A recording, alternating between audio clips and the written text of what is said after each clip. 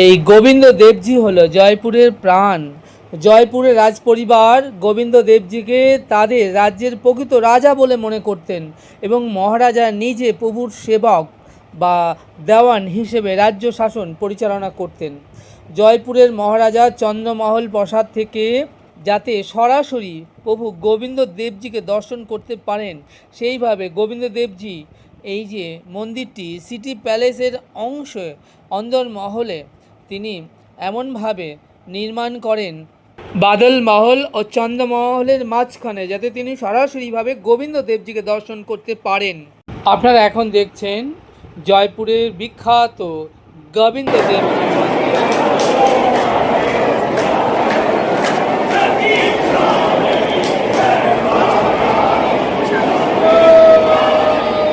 Still তুলিনি, ভিডিওটা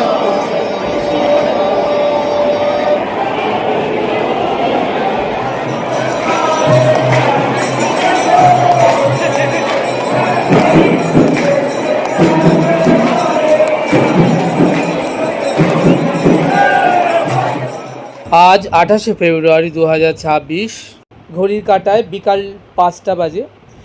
জয়পুরের এই গোবিন্দ দেবজির মন্দির খুলে গেছে এবং হাজার হাজার শ্রদ্ধালু ভক্ত দর্শন করছেন সেই বৃন্দাবনের সেই গিরি গোবর্ধনধারী গোবিন্দ দেবজিকে।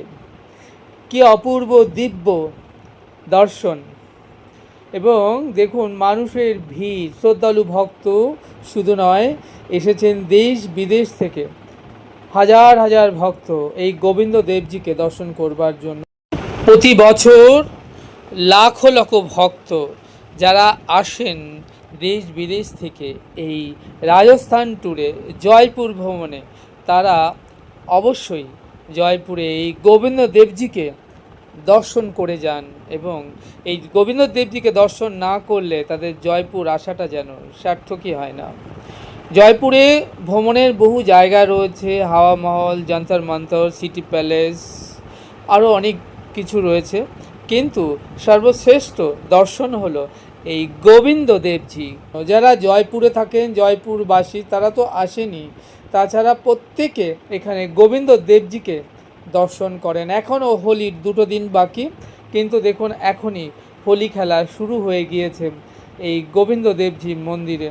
গোবিন্দ দেবজির দিকেই সবাই আবির ছুঁড়ে দিচ্ছেন এবং একে অপরকে আবির মাখাচ্ছেন, সকলে আবিরের রঙে নিজেদেরকে রাঙিয়ে নিচ্ছেন। কি আনন্দ, কি অনাবিল শান্তি এই মন্দিরে!